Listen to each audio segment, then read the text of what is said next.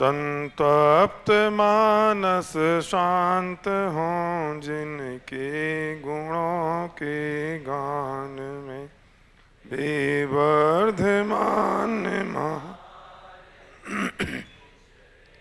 हमारे ध्यान। प्रभावना दिवस का समय है और आज विशेष व्याख्यान की बात हम कर रहे हैं। जितने लोग बाहर हैं वे अंदर आ जाओ भाई। अरविंद जरा बोलो लोगों को, प्रोग्राम शुरू हो गया।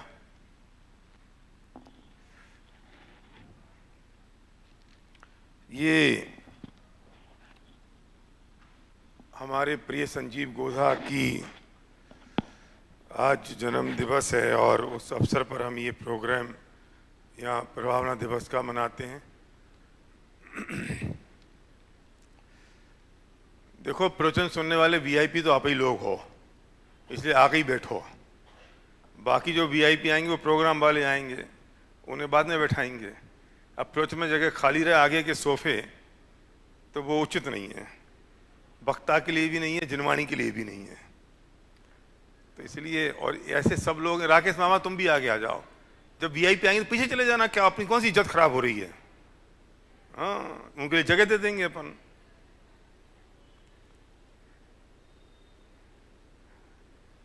मैं इसलिए इतनी भूमिका की बात कर रहा हूं कि मैं आज जिस विषय को लेने जा रहा हूं, मैं उसके लिए बहुत उत्साहित हूं। और उत्साहित इसलिए हूं क्योंकि मैं जब बाबू चाचा इस विषय की तैयारी कर रहा था, क्योंकि बिना तैयारी तो कुछ होता नहीं है, तो मैं खुद आनंदित हो रहा था और मुझे बहुत अच्छा लग रहा था। अब मुझे पता नहीं किसको कितना आनंद आएगा और किसको कितना मज़ा आएगा, लेकिन जब अपने को मज़ा आता है तो दूसरे को भी आता है, ये पक्की बात है। तो मुझे तो बहुत आनंद आ रहा था और मैं वो 1 घंटा है ना पूरा भैया आकाश, तो हम और प्रभावना दिवस के दिन ये काम नहीं करेंगे तो कब करेंगे?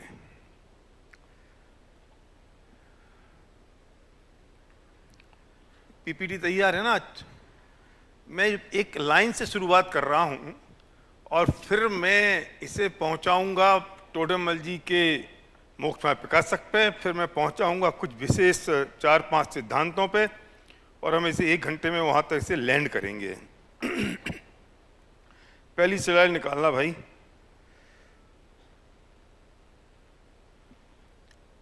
ये जो पहली स्लाइड है, मैंने विषय रखा है संसार को देखने की दृष्टि। इससे संबंधित इस लाइन को जरा पढ़ने की कोशिश करो। विचार खुद वास्तविक नहीं होते हैं, लेकिन वही विचार हमारे जीवन की वास्तविकता को निर्मित करते हैं। हम लोगों को, पदार्थों को, संयोगों को और परिस्थितियों को उसी दृष्टि से देखने और समझने हम लगते हैं। थोड़ा सा हम लोगों को नहीं, हम, ये जितना दुख है ना, ये दुख किस चीज का है? मैं शास्त्रीय भाषा का प्रयोग करूंगा तो मैं कहूंगा मिथ्या मान्यता है। फिर मैं थोड़ा और सरलता की बात करूंगा तो मैं कहूंगा ये मिथ्या मान्यता नहीं है, ये हमारी उल्टी मान्यता है। ये तो फंस गया।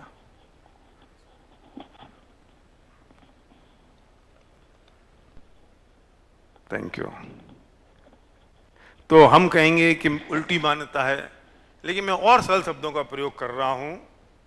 तिलक सुनो, बहुत सरल शब्दों का प्रयोग कर रहा हूं। ये जो विचार है ना, ये सच नहीं है, वास्तविक नहीं है का मतलब ये विचार सच नहीं है, और जो सच है हम उसे विचार करते नहीं हैं, और जो विचार सच नहीं है उससे हमारे जीवन की वास्तविकता और सत्यता निश्चित होती है, और वो ही हमारे दुखी होने का कारण बनते हैं, और वो ही हमारे सुखी होने का कारण भी बनेंगे। मैं रिपीट करूं, जिन्हें समझ में आ रही है बात? मैं इसे कनेक्ट कहां करने वाला हूं? मिथ्या मान्यता से, उस दृष्टि से, मिथ्यात्व की दृष्टि से। प्रदीप जी, बहुत इंपॉर्टेंट विषय मैं प्रस्तुत करने की कोशिश कर रहा हूं, और आपको मजा आ गया तो मैं सफल हो गया, क्योंकि मुझे तो मजा आया जब मैं तैयार कर रहा था तब। हाँ, आए गई। विचार जो है ना वो सच नहीं है, लेकिन उन विचारों से हमारे जीवन की वास्तविकता नक्की हो जाती है। वो विचार ही हैं जो हमारे दुख का कारण बनते हैं, और वो विचार ही होगा जो हमारे सुख का कारण बनेगा। पूरी जिनवानी ने क्या बदलने की कोशिश की मामा? उस विचार को बदलने की कोशिश करी ना, और थोड़ी कुछ किया है। बाबू चाचा, हम सोचते हैं, उससे तो सुख दुख का निर्णय हो रहा है। हमारी जीवन की वास्तविकता किस चीज से बन रही है? जो हमारा विचार बन रहा है, और वो जो विचार हमारा बन रहा है उससे सुख दुख बन रहे हैं। तो हम संयोगों को, परिस्थिति को, लोगों को, वस्तुओं को हम उसी दृष्टि से देखने की कोशिश करते हैं। हम दूसरों के बारे में, अजीब पदार्थों के बारे में, परिस्थितियों के बारे में जैसा सोचते हैं वैसी सत्यता नहीं है। हम लोगों के बारे में, परिस्थिति के बारे में, संयोगों के बारे में जैसा सोचते हैं वैसी सत्यता नहीं है, क्योंकि मुझे सही ज्ञान नहीं है, बल्कि जैसी वास्तविकता है, जैसा प्रकृति का नियम है, जैसा वस्तु का सत्य स्वरूप है, वैसी हम सोचते नहीं हैं। मैंने क्या कहा? अरिहंत, जैसा प्रकृति का नियम है, जैसा वस्तु का सत्य स्वरूप है, जैसी वास्तविकता है, वैसा हम सोचते नहीं हैं, इसलिए हम दुखी होते हैं। और इस पूरी बात को एक लाइन में कहना हो तो मैं कह दूंगा, वस्तु के स्वरूप को समझ लो तो सुखी हो जाओगे। लाइन तो वही है विपिन। मैंने उस लाइन को इतना डायल्यूट करके बात कह रहा हूं कि वो सीधा अटैक होनी चाहिए और स्ट्राइक होनी चाहिए और निकलना चाहिए। अरे ये गजब की बात है। तो मतलब क्या निकला कि तो हमें क्या करना चाहिए, क्या करें हम? आप कह रहे हो कि जो विचार है वही वास्तविकता बन जाती है, लेकिन हम सही विचार करते नहीं है, इसलिए जो जीवन की वास्तविकता बनती है वो गलत बन जाती है, और वही हमारे दुख का कारण है। क्या करें? इसलिए हमें सबसे पहले सीखना होगा कि प्रकृति का नियम क्या है। हमें सीखना होगा कि चीजें किस नियम से घटती हैं। और अगर इसमें एक लाइन में बात कहूं तो नेक्स्ट पीपीटी निकालना। मैं अगर एक लाइन में बात कहूं तो मैं कह सकता हूं कि वस्तु के सत्य स्वरूप क्या है ये हमें जानना होगा। और वस्तु का मतलब क्या है? वस्तु का मतलब क्या है? देखो, जीव, अजीब, 6 द्रव्य, वे सब वस्तु में शामिल हैं।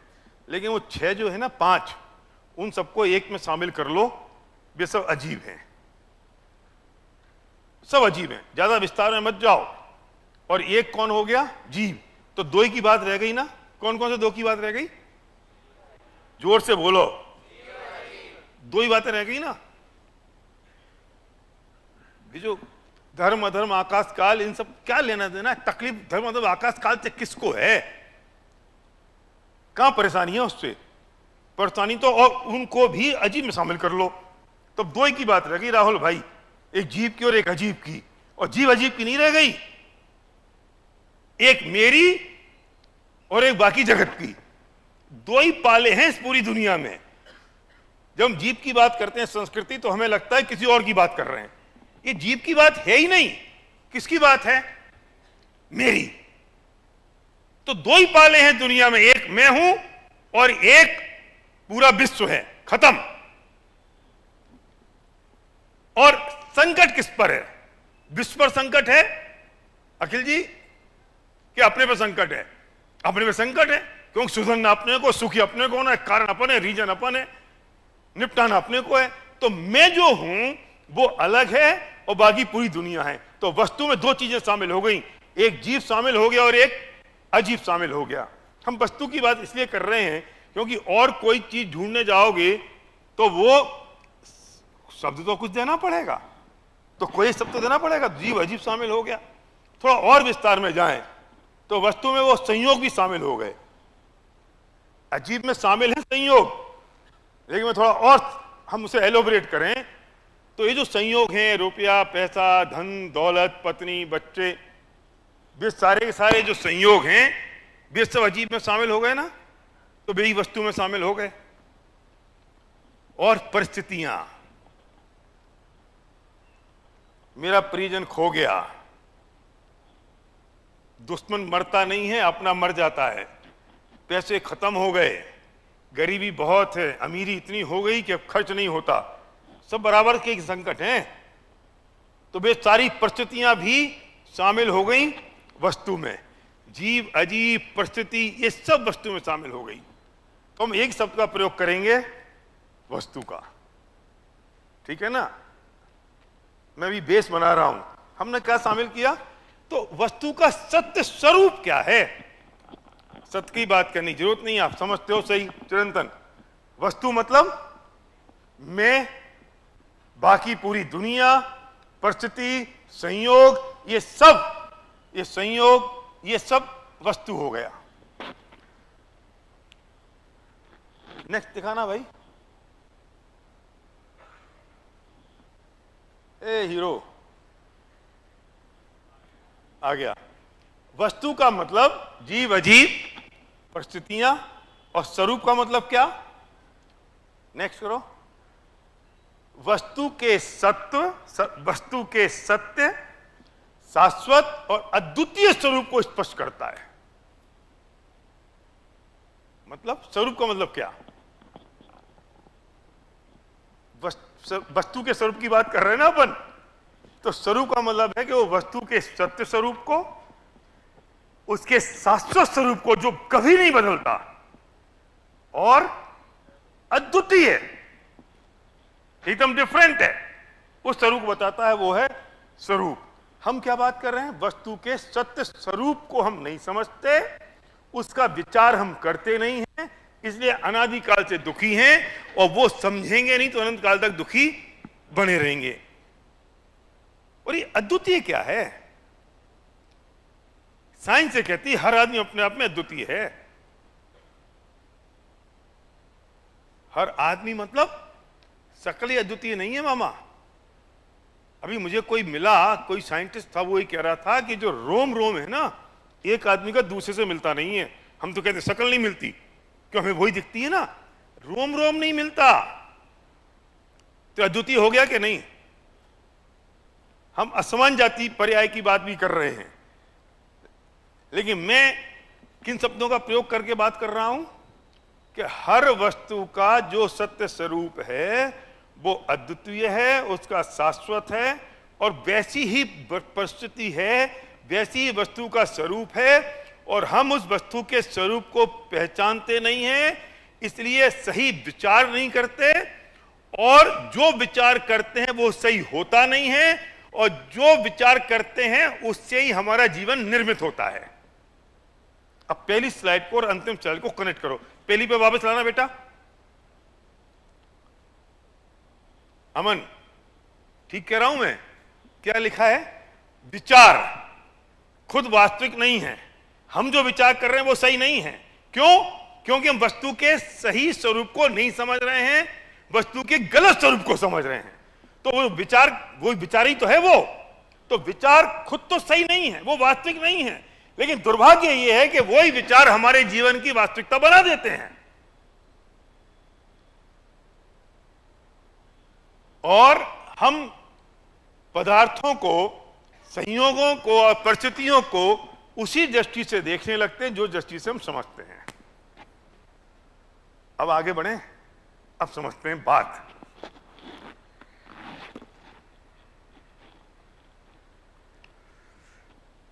अब जिस दृष्टि से हम परिस्थितियों को देख रहे हैं, तो हमारा एक सबसे बड़ा कारण यह होता है कि हम हमेशा ये मानते हैं, ये अनादिकाल की प्रवृत्ति है कि I am right, you are wrong. कौन इस धरती पे आदमी जो ये मानता है कि मैं गलत हूं, दूसरे लोग सही हैं? हमारे वस्तु के स्वरूप का मतलब ही ये हो गया कि I am right, you are wrong. जब मैं मानता हूं, मैं पीयूष, कि मैं I am right, you are wrong, तो मैं ये आरोप का ठीकड़ा किसके ऊपर फोड़ूं? मैं उस आदमी को ढूंढने लगता हूं। और वस्तु के स्वरूप में उसे क्या कहते हैं? निमित्त। और निमित्त की परिभाषा क्या है? कि जिसपे कार्य होने का आरोप आए। और आरोप की इंग्लिश क्या है? Blame. It is not right. वो ब्लेम है, आरोप का मतलब ब्लेम है। तो उसने काम तो नहीं किया, निमित्त का मतलब उसने काम तो नहीं किया, काम का आरोप आया, ब्लेम हुआ ना, तो करता तो कोई और है। हम क्या करते हैं जब हमारे थॉट प्रोसेस में बात है कि I am right you are wrong हमेशा, तो मैं ये ढूंढने की कोशिश करता हूं कि इसका ठीकरा किसके ऊपर फोड़ूं, और मैं सही स्वरूप को समझता नहीं हूं। खाना खाने बैठे हो, आम आया और खट्टा निकला। अभी क्या है, मैं पूछता हूं राहुल, ये क्या है? आम खट्टा है, ये क्या है?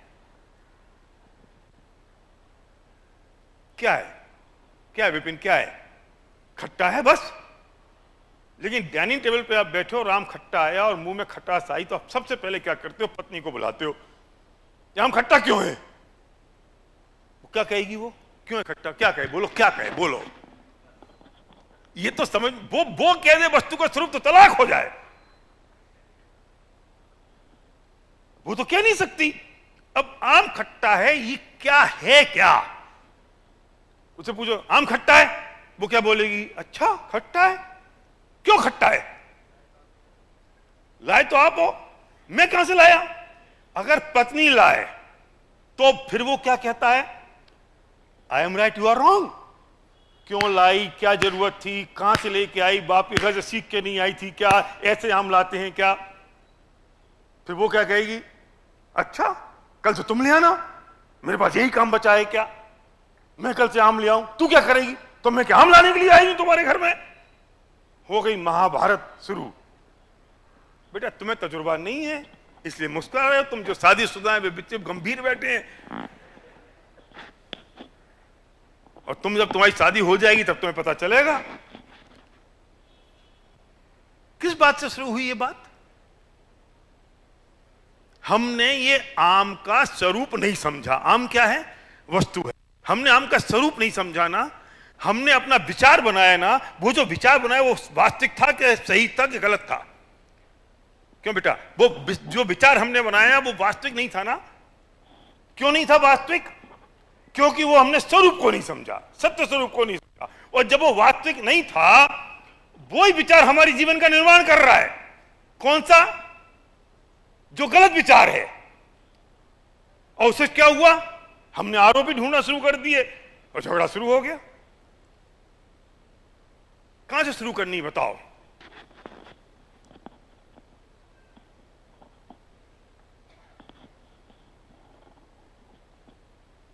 अब सुनो,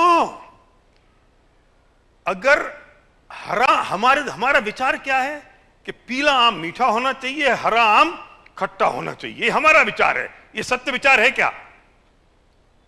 अब पीला आम खट्टा निकल जाए और हरा आम मीठा निकल जाए तो झगड़ा होगा कि नहीं?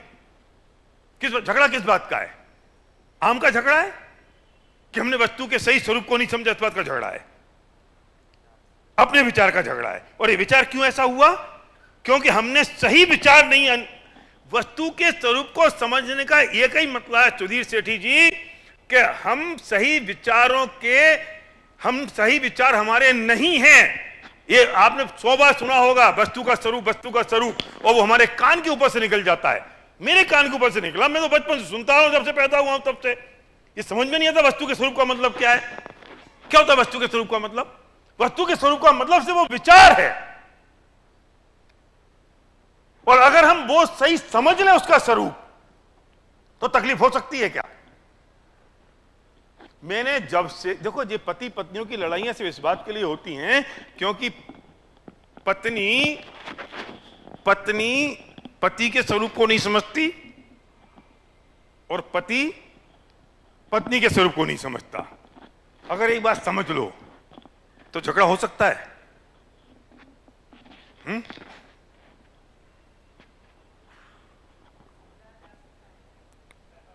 क्या बात है! इसके लिए बेटा दूसरा प्रश्न सुनना पड़ेगा।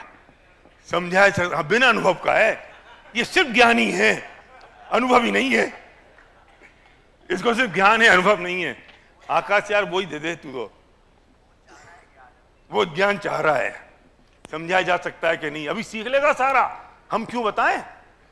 सर्वज्ञ को बहुत समझाई हमने कि मत कर समझ जा, नहीं समझा। अब रोज कमरे में झगड़े होते हैं और फिर हम कहते हैं हमने पहले ही कही थी।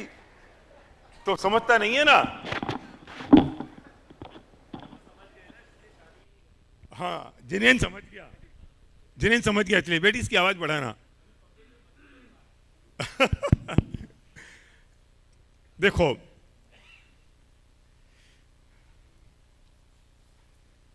मुझे ना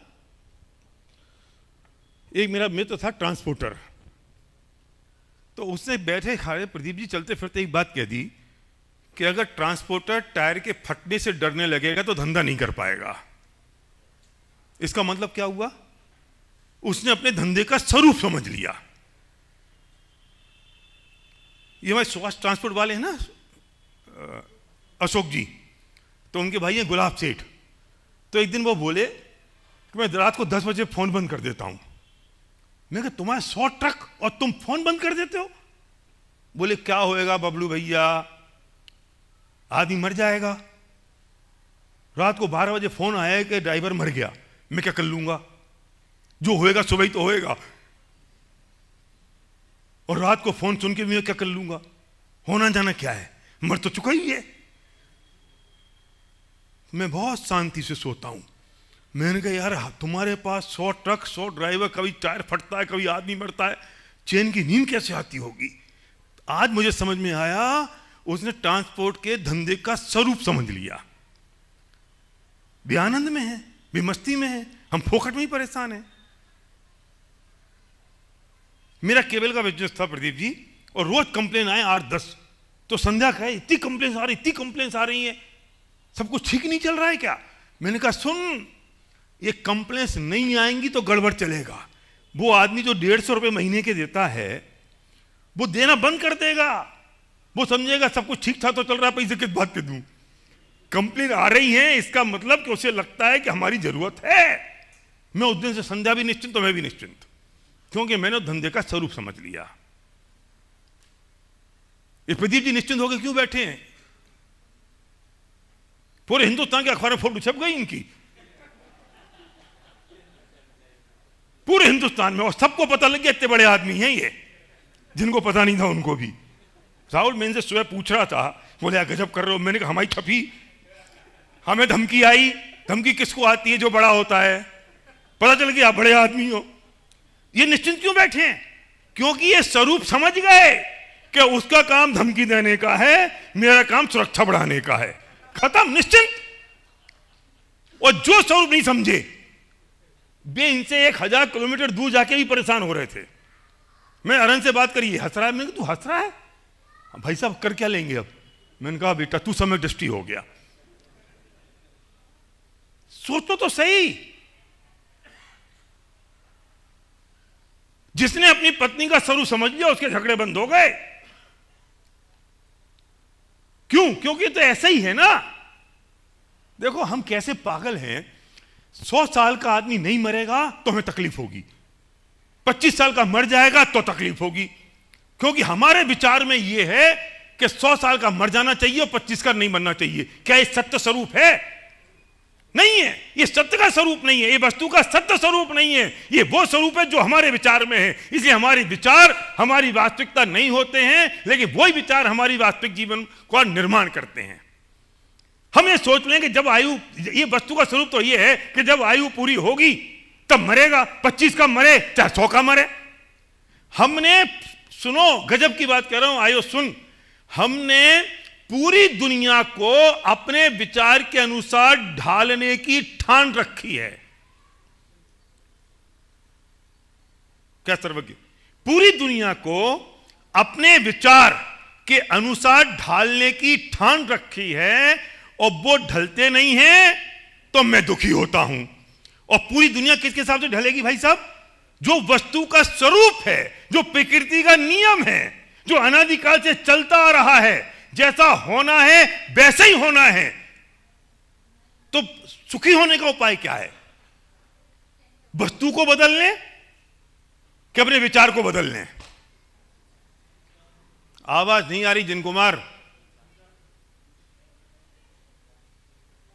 जगह देखना भाई, पीछे कम तो नहीं है,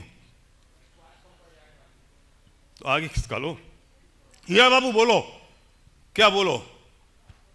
हम बोले? आप सुनने आए हो भाई साहब, बोलूंगा तो मैं ही। आप ये मत देखो कौन आया कौन नहीं आया, मेरी सुनो। आज सुनने का मौका मिला है संजीव जी के निमित्त से, नहीं तो रोज पूजा विषय करके चले जाते हो वहीं की वहीं। आज पकड़ में आए हो इसलिए पूछ रहा हूं मैं, और आज भी कह रहे हैं आप ही बोलो, भगवान तुम्हारा भला करे। क्या कहा मैंने? छोटा गंगवाल था, विनीत बोलो। हमने पूरी दुनिया को अपने विचारों के अनुसार ढालने की ठान रखी है, इसलिए हम दुखी होते हैं। और पूरी दुनिया ढलेगी वस्तु के स्वरूप के अनुसार, प्रकृति के नियम के अनुसार, जैसी वस्तु व्यवस्था है उसके अनुसार। तो बदलना किसको है? परिस्थिति को बदलना है, वस्तु को बदलना है, कि विचार को बदलना है? आवाज नहीं आ रही, किसको बदलें? विचार को बदलना है, हैं? वस्तु कैसे बदलेगी? बदल सकती नहीं, बदलना नहीं। किसको बदलना है? विचार को बदलना है। सुनो, विचार बदलेगा तो क्या होगा? विचार बदलेगा तो दृष्टि बदल जाएगी। क्या लिखा है इसमें? हम परिस्थितियों को उसी दृष्टि से देखने लगते हैं। मेरा विचार बदला ना तो परिस्थिति बदल गई।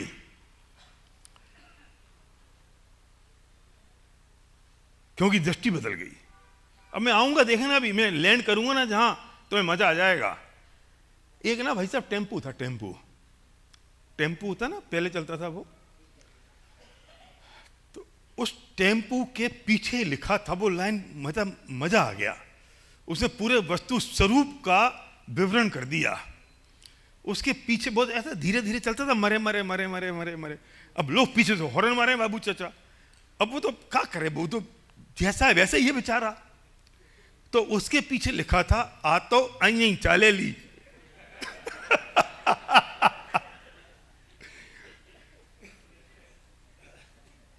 अब कोई झगड़ा हो जाए, कोई ज्यादा ही हॉर्न मारे, तो वो साइड में उतरे, बाहर आए, उसको बताए भाई साहब ये पढ़ लो, आ तो आई चाले ली, कि भाई साहब ये तो ऐसे ही चलेगा।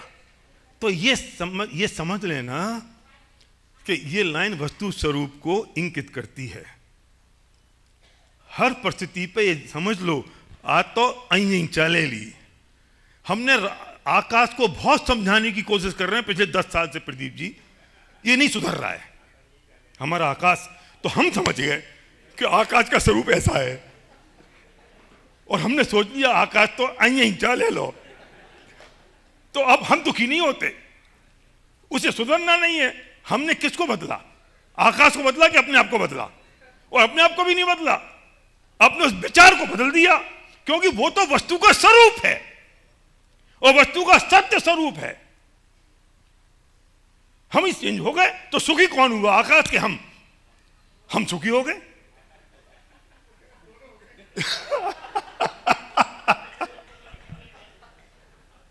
क्योंकि हमें समझ में आ गया, आ तो आई चाले लो, इसमें कुछ नहीं हो सकता। तो अगर हमने वस्तु का स्वरूप, वस्तु मतलब कौन है? वस्तु कौन है? चिदात्मन, चिदात्मन नहीं, चिरंतन। बोल क्या है वस्तु? मैं और बाकी सब पर, सारे संयोग, सारी परिस्थितियां, सब कुछ वो स्वरूप है, कुछ नहीं हो सकता उसमें। अब सुनो, जब ये स्वरूप है तो दूसरे लोग, परिस्थितियां मुझे नाराज नहीं करती। उन पर मैं जो प्रतिक्रिया करता हूं, मेरा जो रिएक्शन है, वो मुझे नाराज करता है। और रिएक्शन क्यों आता है? क्योंकि मैं उसके सच्चे स्वरूप को समझता नहीं हूं। तो करना क्या है? स्वरूप को समझ ले तो सब काम ठीक हो जाएगा। और आज मैं उस सच्चे स्वरूप की बात भी करूंगा, इसे छोड़ूंगा नहीं बीच में। अगर मैं प्रतिक्रिया, अगर मैं रिएक्शन नहीं दूं और मैं प्रतिक्रिया नहीं दूं, तो मुझे कोई परेशान नहीं कर सकता। मुझे दिखता क्या है विवेक, कि कोई दिखता है जिस पर मैं आरोप लगा सकूं। एक आदमी था और एक बाबा जी के पास गया और बाबा जी से बोला मुझे ध्यान करना है। बाबा जी का बैठ जा ध्यान में, और जैसे बैठा ध्यान में तो आदमी आ रहे थे, ध्यान टूट गया। बोलता है ये लोगों की वजह से मेरा ध्यान टूट रहा है, लोगों को हटाओ। उसने भाई लोग नहीं हट सकते, तू कहीं जंगल चला जा। जंगल में गया तो शेर चीते शेर चीते और कबूतर कौवे आ गए, उनसे डिस्टर्ब होने लग गया, उनसे आवाजें आने लग गई। तो भैया यहाँ से ही मुझे डिस्टर्ब कर दो, ये सब मुझे परेशान कर रहे हैं। नदी के किनारे चला गया, फिर भी कोई ना कोई आता जाता, बच्चे खेलते हुए आ गए तो बच्चों पे गुस्सा करने लगे, तुम्हारी वजह से मेरा ध्यान डिस्टर्ब हो रहा है। किसी ने सलाह दी एक काम कर, नाव में बैठ और बीच नाव में जाके नाव को खड़ा कर लेना, वहां ध्यान पे बैठ जाना, कोई नहीं आएगा। मजा आ गया उसको, वहां चला गया, कोई डिस्टर्ब नहीं, कोई तकलीफ नहीं। 2 दिन तो हो गए, तीसरे दिन क्या हुआ, तिलक वहां से नाव आ रही थी खाली, वो उससे टकरा गई, इसका ध्यान भंग हो गया। इसे फिर गुस्सा आया, कौन है, कोई था ही नहीं, चुप हो गया। गुस्सा इस बात का नहीं था कि ध्यान भंग हुआ, गुस्सा इस बात पे था कि किसके कारण ध्यान भंग हुआ, आरोप लगाना है उसे। जब खाली नाव देखी तो उसका गुस्सा ठंडा हो गया और उसे समझ में आ गया कि मुझे ध्यान करना है तो मुझे कोई डिस्टर्ब नहीं कर सकता मेरे अपने अलावा। आरोप किस पे लगाया उसने, लोगों पे। अगर नाव में कोई आदमी होता तो ये सोचता इसके कारण मेरा ध्यान भट गया, इसके कारण मेरा, लक्ष्मीचंद जी साहब, इसके कारण गड़बड़ हो गया, इसके कारण हो गया, इसके कारण हो गया। हमें जितनी तकलीफें हैं हम कहीं ना कहीं किसी ना किसी के ऊपर अपना आरोप ढोलते हैं कि नहीं ये तकलीफ इसके कारण हुई, ये तकलीफ इसके कारण हुई, ये तकलीफ इसके कारण हुई, ये तकलीफ इसके कारण हुई। हम उसे माहिर हो गए और हमारा रिएक्शन इसलिए क्रिएट होता है क्योंकि हम वस्तु के सत्य स्वरूप को जानते और पहचानते नहीं है। अगर हमने वो पहचान लिया तो हम वस्तु के एनालिसिस में चले जाते हैं। इसे मैं 2 लाइनों में डिस्क्राइब करूंगा, एक बाबू चाचा का एग्जांपल लेके और एक अपना। बाबू चाचा पता क्या कहते हैं, हम भारत लोगों का एक गुण है पैदाइशी, इनने कोई बात कही ना तो क्यों कही, किस लिए कही, किस कारण से कही, इसका वजह ये होगी, इसके आगे ये होगा, इसके पीछे होगा, लेफ्ट होगा, राइट होगा। बाबू चाचा ने छोड़ो ना यार, वो जो सामने कह रहा है वो मान लो। हमने क्या किया, एनालिसिस किया। इससे मैं टेक्निकल लाइन में कहता हूं हम माहिर हैं मैसेज बिटवीन द लाइन पढ़ने में। अश्विनी जी समझ में आई बात क्या कही, मैसेज बिटवीन द लाइन। ये एक लाइन का ये लिखी है, ये लाइन ये लिखी है, हम इस लाइन को नहीं पढ़ते हैं, हम इस लाइन के बीच में क्या होगा उसको पढ़ने की कोशिश कर रहे हैं। हम वस्तु के एनालिसिस में मरते हैं। आम खट्टा है, तू यहीं पे विचार को छोड़ देना, ये पत्नी ऐसी है, इस विचार को यहीं रख देना। ये आम खट्टा क्यों है, कारण क्या था, वजह क्या थी, ये पत्नी ऐसी क्यों है, इसने ऐसा कहा है तो क्यों कहा, इसने ऐसा, ये आलती पालती मार के बैठे हैं तो मैं ये क्यों बैठे हैं आलती पालती मार के, वजह क्यों बैठी है, ये क्या वजह होगी, क्यों ऊपर के कुर्सी होती तो बैठ जाते, क्या जिन दोस्तों तो कर लेते।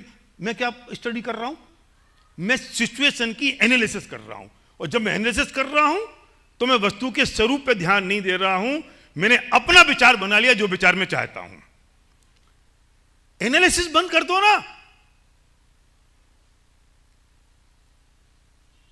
जो जैसी वस्तु है, जैसी सिचुएशन, उस सिचुएशन को वैसे ही समझ लो ना, ये सिचुएशन है, ऐसा ही है बस, इसके अलावा कुछ नहीं है। हमने जैसे उसके एनालिसिस किया और हम पैरालिसिस में फंस गए, हम उलझ गए और ये तकलीफ खड़ी हो गई।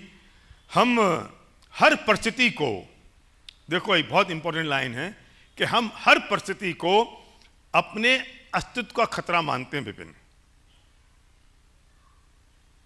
हम हर परिस्थिति को अपने अस्तित्व का खतरा मानते हैं और हमारा दिमाग अपने अस्तित्व का ख्याल रखता है, सुरक्षा के भी बड़े बड़े तर्क ढूंढ लेता है और ना जाने क्या क्या। लेकिन अब सबसे स्ट्रॉन्ग लाइन बोल रहा हूं, वस्तु का सच्चा स्वरूप हमारी खुशी और आनंद का ध्यान रखता है, नेक्स्ट स्लाइड दिखाना भाई। क्या कहा? हमारी निराकुलता का, नहीं और आगे, हां, हमारी निराकुलता का और नवीन कर्म बंधन रोकने का और आनंद का ध्यान तो वस्तु का सत्य स्वरूप का विचार ही रखता है, और मैं उसका विचार करता नहीं हूं और अपने ही निर्मित विचारों को सत्य मानता हूं, और ये तकलीफ खड़ी हो जाती है। क्यों? फिर याद रखना, हमारे आनंद का ध्यान, हमारे नवीन कर्मों को के बंधन को रोकने का ध्यान वस्तु का सत्य स्वरूप ही रखता है। नवीन कर्म क्यों बंध रहे हैं प्रदीप जी? क्योंकि मैं वस्तु के स्वरूप का विचार नहीं कर रहा हूं ना। मैं आकुलित क्यों हूं? आकुलित क्यों हूं मैं? क्योंकि वस्तु के सही स्वरूप का ध्यान नहीं रख रहा हूं ना मैं। वस्तु का सही स्वरूप नवीन कर्मों के बंधन को रोकता है और मेरी निराकुलता का ध्यान रखता है। तो करना क्या चाहिए? वस्तु के सही स्वरूप का ध्यान रखना चाहिए कि नहीं? अब सुनना, और खास बात, जब मैं वस्तु के सही स्वरूप का ख्याल रखूंगा तो क्या होगा? मैं निराकुल हो जाऊंगा। मैं निराकुल हो जाऊंगा। तो इसके लिए करना क्या पड़ेगा? इसका समाधान देखो। नेक्स्ट स्लाइड दिखाना भाई, मुझे समय भी दिखाई दे रहा है। और ये जो अपराध है ना, इस वस्तु के स्वरूप को समझना नहीं समझना, ये अपराध है बहुत बड़ा। ये अपराध से मिटना कैसे होगा? देखो, पढ़ो। सबसे पहले वस्तु के सत्य स्वरूप को सुनना होगा, पढ़ना होगा और इंफॉर्मेशन लेनी होगी, समझना होगा, आवश्यक हो तो शंका समाधान करना होगा। अगर वे समझ में आ जाएं तो इस पर उस समझ में, सुनो, ये वस्तु का जो स्वरूप है ना, अगर ये समझ आ जाए तो सच्ची श्रद्धा हो जाए, और सच्ची श्रद्धा नहीं हुई तो फिर समझ में नहीं आया। वो कौन से स्तर पर है? दो चीजें हैं, एक है इंफॉर्मेशन और एक है नॉलेज, ज्ञान और सूचना। सच बताना, ये वस्तु के सस्वरूप का हमें ज्ञान है कि सिर्फ सूचनाएं हैं?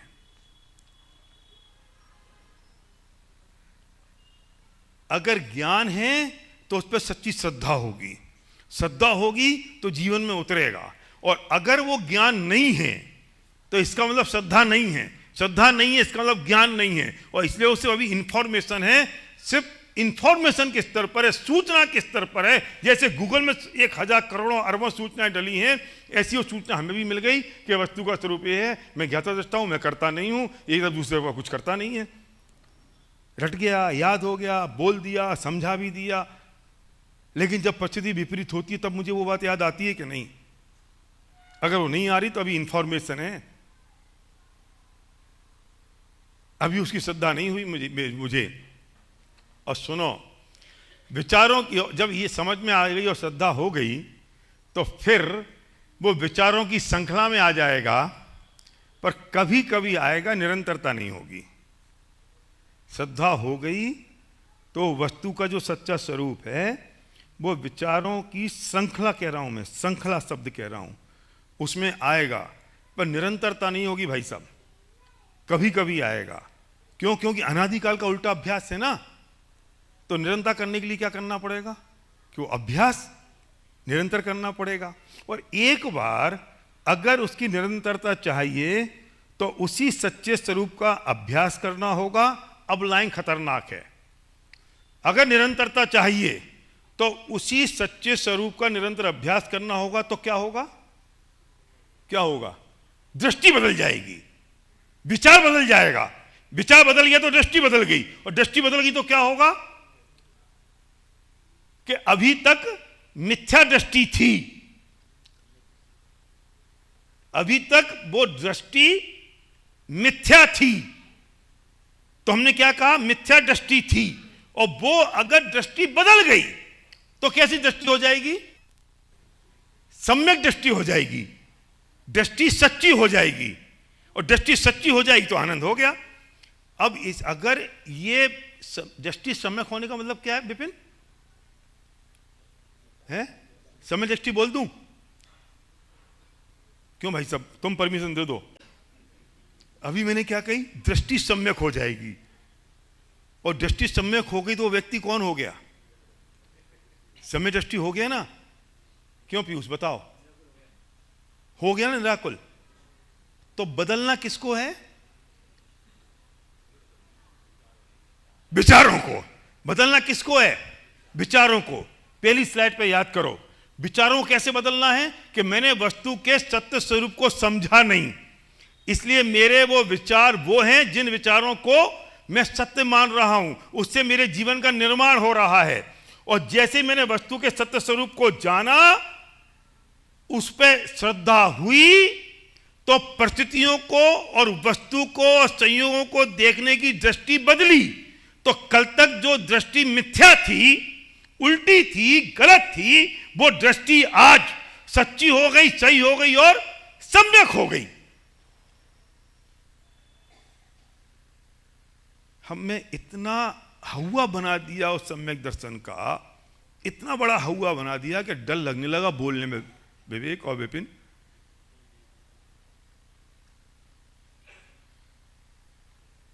डर लगने लगा। अनेकांत समझ में आ रही है बात? और बात कितनी सी है?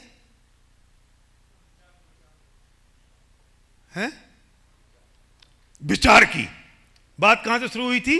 विचार की। इसे मैं कनेक्ट करने की कोशिश कर रहा हूं बार बार। ये 1.5-2 घंटे में मैं समझा पाता, लेकिन आप सब समझदार लोगों को समझ जाओगे घंटे भर में ही। मैं बिल्कुल उदाहरण नहीं दे रहा हूं, क्योंकि सारे में आप समझ रहे हो इसलिए, वरना इसके 1000 उदाहरण तैयार हैं। मैंने ना परिस्थिति को बदला, ना मैंने पुद्गल को बदला, ना मैंने संयोगों को बदला, ना मैंने किसी वस्तु को बदला। मैंने अपनी दृष्टि को बदला। और दृष्टि कैसे बदली? मैंने वस्तु के सही स्वरूप का ज्ञान किया। ज्ञान किया मतलब उस पर मुझे श्रद्धा हुई, और जैसे श्रद्धा हुई तो मेरी दृष्टि बदल गई। तो जिस चीज की आज तक उल्टी दृष्टि थी, वो आज तक सही हो गई, मतलब सम्यक हो गई। वो इस समय दर्शन हो गया।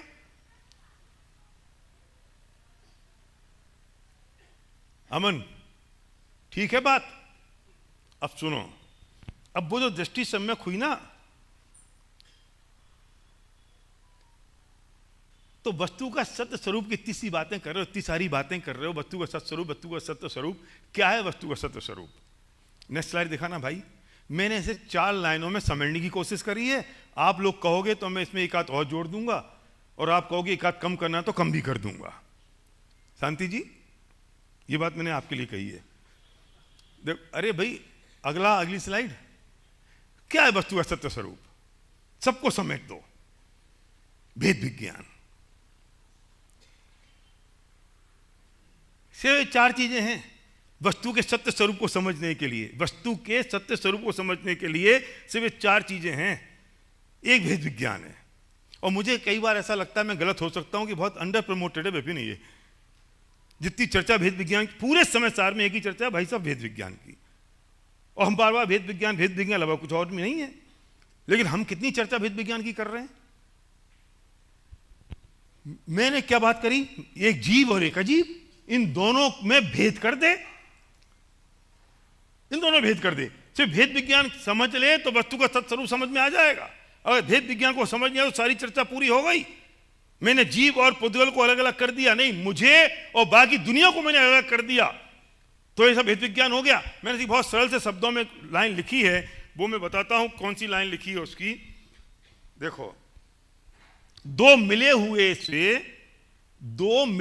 से मिले नहीं हैं, मिले हुए से दिखाई देने वाले पदार्थों को भिन्न भिन्न जानना भेद विज्ञान है। वे पदार्थ मिले हुए नहीं है, मिले हुए से दिखाई दे रहे हैं। मिले होते तो अलग कैसे होते? तो मिले नहीं है। और जब मिले हुए से दिखाई देने वाले पदार्थों को भिन्न भिन्न करना नहीं है, भिन्न भिन्न जानना है। बस जानना ही तो है। तो फर्क चेंज किस में करना है? ज्ञान में करना है। और जैसे ही उसमें चेंज हो गया तो दृष्टि बदल गई कि नहीं? बदल गई दृष्टि पूरी। तो ये भेद विज्ञान पे तो हम 10 घंटे पे चर्चा कर सकते हैं। मैंने आपसे कहा था मैं बुलेट पॉइंट्स में बात करने वाला हूं। एक भेद विज्ञान की चर्चा, वो वस्तु का सत्स्वरूप है। दूसरी क्रमबद्ध पर्याय कि जब जो होना है वो होगा, इसके अलावा कुछ हो नहीं सकता। हम किस बात, इस वस्तु का स्वरूप है ये वस्तु का सत्य स्वरूप है ये। और ये बात अगर जहन में उतर गई, श्रद्धा हो गई, तो दृष्टि बदल गई कि नहीं? चिंता तो मुझे, आकुलता तो क्या हो जाएगा इसकी है, और ये निश्चित हो गया कि वो ही होने वाला है जो होना है, तो खत्म होगी ना। मैं सोच रहा था दिवाली के दिन कि जो अनंत ज्ञान के धारी हैं महावीर भगवान ने विकल्प नहीं आया कि 65 दिन हो गए, ये गौतम कब आएगा, या कह देते सौधर्म को जाके चला जा, गौतम स्वामी को बोला ला। विकल्प तक नहीं आया। उनके ज्ञान में झलका था कि नहीं? और 14 इंद्र जो अगले भव में मोक्ष जाने वाले हैं, उन्हें विकल्प आया, वे चले भी गए निमंत्रण देने।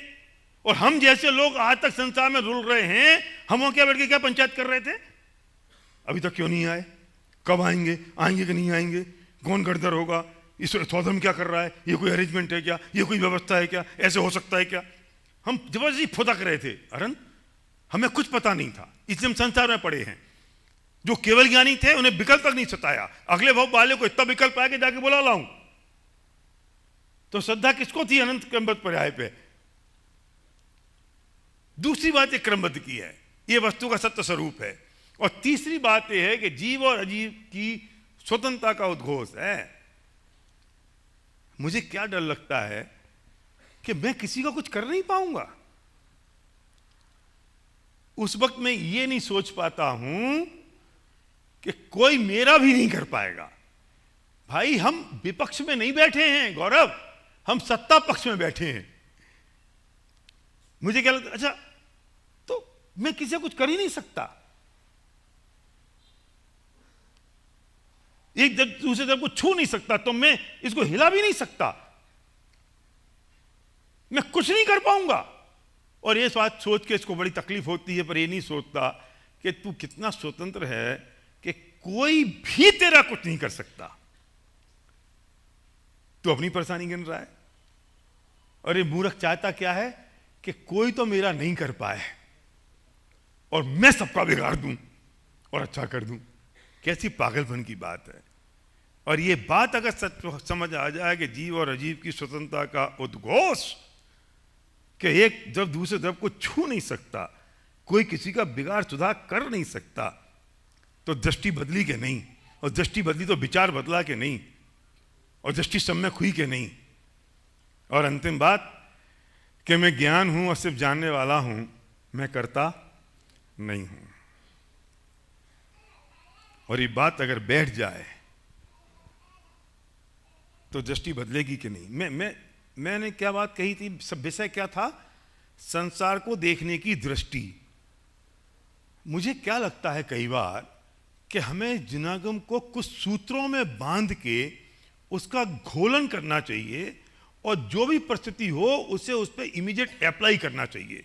हमारे पास ज्ञान का भंडार है, और हमारा ज्ञान इतना कमजोरी है हमारे क्षेत्रसम ज्ञान की, कि जब परिस्थिति घटती है तो हम उतने सारे ज्ञान में से क्या निकाल के ला के इस परिस्थिति पे अप्लाई करें, ये समझ नहीं आता। इसलिए मैं कहता हूं कुछ सूत्रों में उसे बांध दें।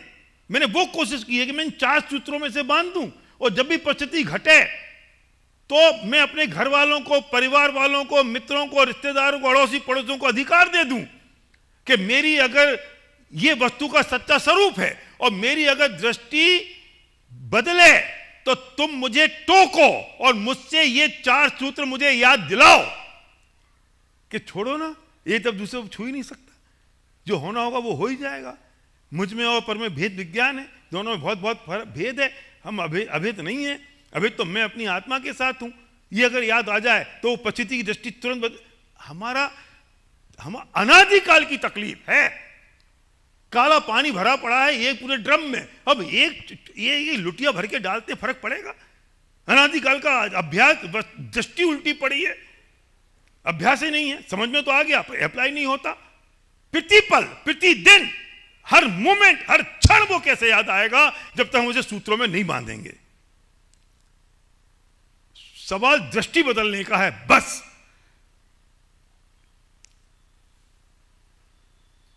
कल तक ना प्रदीप जी, आपको जो आदमी बुरा लगता था और उसने आपकी पीछे से प्रशंसा कर दी और आपको पता चला अरे यार वो मेरे बारे में पीछे ऐसा बोल रहा था, अब क्या फर्क आया? आपकी दृष्टि बदल गई कि नहीं? और जब वो आपके सामने आया तो आपको आपकी नजरों में फर्क आया कि नहीं? मोहब्बत हो गई कि नहीं? आपको खेल किस में आया? आदमी बदला, आप बदले कि आपकी दृष्टि बदली? और दृष्टि कैसे बदली? क्या आपने वो वस्तु का सही स्वरूप समझ लिया? देखो एक बहुत बड़ा सूत्र और है, अभी 5 मिनट है मेरे पास, सुनो भैया, नेक्स्ट लाइन निकालना।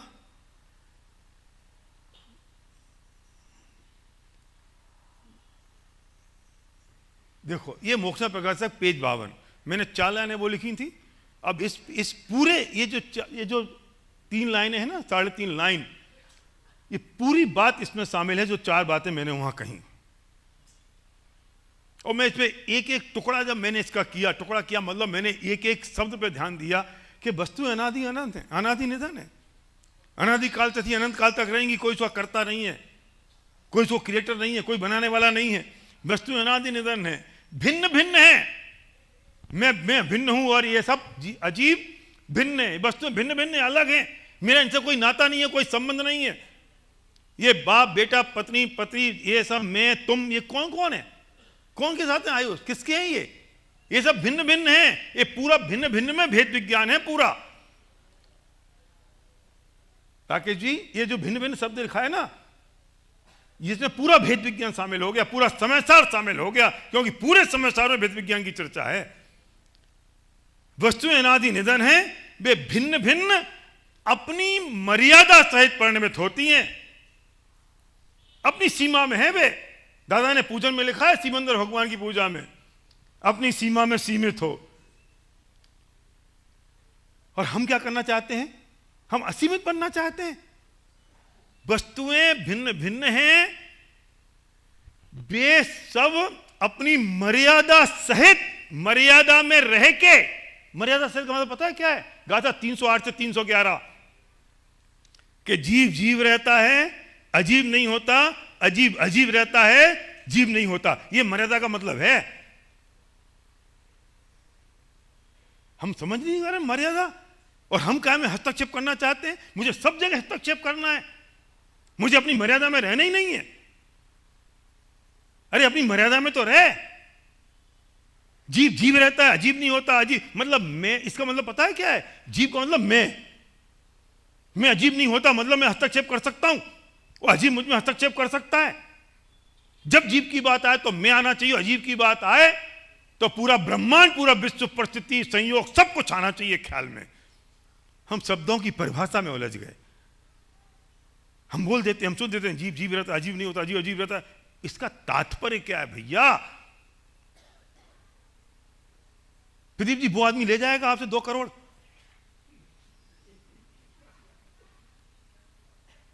वो अपनी मर्यादा उल्लंघ देगा, आप अपनी मर्यादा उल्लंघ दोगे? और ले जाना हो तो ले जाएगा, क्योंकि वो क्रमबद्ध में नक्की होगा, तो वो आपका था नहीं, और आपका जो होगा वो कोई ले जा नहीं पाएगा, और जो किसी का होगा वो आपका रह नहीं पाएगा। अब कौन कौन आके दुखी कर दे?